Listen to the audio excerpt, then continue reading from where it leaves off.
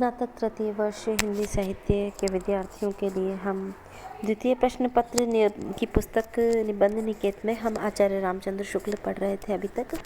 उनका भाव परिचय, जीवन परिचय, कवि परिचय, निबंधकार के रूप में जो भी है वो सारा परिचय हम पूरी तरह से जान चुके। और लोभ और प्रीति निबंध पर हम चर्चा कर रहे थे कि जो लोभी व्यक्ति होता है वो पक्का लोभी कब होता है और कच्चा लोभी कब माना जाता है, इस पर वो प्रकाश डाल रहे हैं। और किस प्रकार से लोभियों के लोभ का दमन योगियों तक भी, योगी व्यक्ति भी नहीं कर पाते हैं, उस पर चर्चा चल रही है कि लोभियों का दमन योगियों के दमन से किस प्रकार कम नहीं होता। लोभ के बल से वे काम और क्रोध को जीतते हैं, सुख की वासना का त्याग करते हैं, मान अपमान में समाव भाव रखते हैं। अब और चाहिए क्या जिससे वे कुछ पाने की आशा रखते हैं। वह यदि उन्हें 10 गालियाँ भी देता है तो उनकी आकृति पर न रोष का कोई चिन्ह प्रकट होता है, न मन में कोई ग्लानि होती है, न उन्हें मक्खी चूसने में घृणा होती है और न रक्त चूसने में दया। सुंदर से सुंदर रूप देखकर वे अपनी एक कौड़ी भी नहीं भूलते। करुण से करुण स्वर सुनकर वे अपना एक पैसा भी किसी के यहाँ नहीं छोड़ते।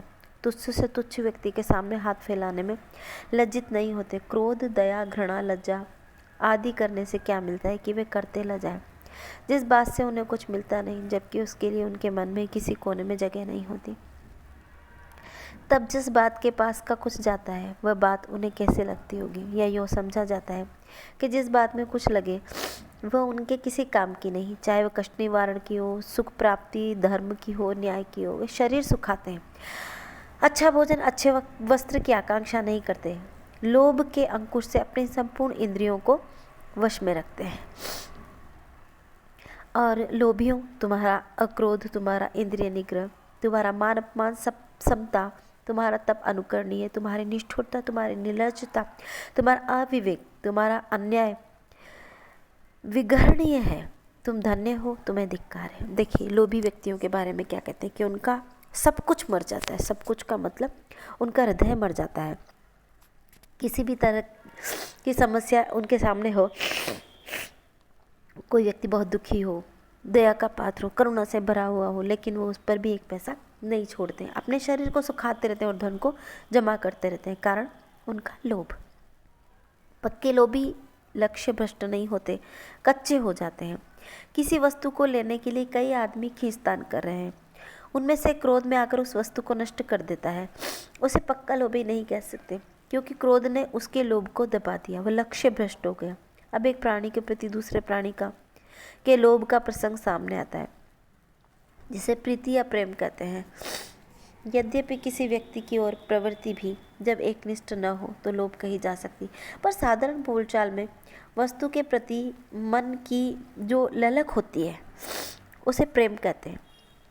वस्तु और व्यक्ति के विषय भेद में जो लोभ का स्वरूप होता है, उस प्रवृत्ति में बहुत कुछ भेद पड़ जाता है, बहुत कुछ अंतर होता है। इससे व्यक्ति के लोभ को अलग नाम दिया जा सकता है, पर मूल रूप में लोभ और प्रेम दोनों एक ही हैं। इसका पता हमारी भाषा ही देती है। किसी रूपवान या रूपवती को देखकर उस पर लुभा जाना बराबर कहा जाता है। अंग्रेजी के प्रेम वाचक शब्द लव, सेक्सन के लुफ का संबंध संस्कृत के लोभ शब्द व लुभ धातु से स्पष्ट लक्षित होता है। किसी व्यक्ति का लोभ वस्तु के लोभ से कितना विलक्षण होता है, अब यह देखना चाहिए। विलक्षणता का सबसे बड़ा कारण है दोनों पक्षों में मनस्तवन का विधान। जो लुब्ध होता है उसके भी हृदय होता है, जिस पर वह लुब्ध होता है उसके भी। अतः किसी व्यक्ति का लोभी उस व्यक्ति से केवल बाह्य संपर्क रखकर ही तुष्ट नहीं हो जाता, उसके हृदय का संपर्क भी चाहते हैं। लोभी व्यक्ति क्या चाहते हैं कि सामने वाले व्यक्ति का मन भी जीत लूं और फिर मैं सब कुछ पालूं। अतः मनुष्य का मन के साथ जितना गूढ़, जटिल और व्यापक संबंध हो सकता है, उतना वस्तु के साथ नहीं। वस्तु, लोभ के आश्रय और आलंबन, इन दो पक्षों में भिन्न भिन्न कोटि की सत्ताएं रहती हैं, पर प्रेम एक ही कोटि की दो सत्ताओं का योग है। इससे कहीं गूढ़ और पूर्ण होता है। वस्तु के भीतर लोभी चेतना का कोई विधान नहीं देखता जिस पर प्रभाव डालने का वह प्रयत्न करे, पर प्रेमी प्रिय की अंतर्वृत्ति पर प्रभाव डालने में तत्पर रहता है।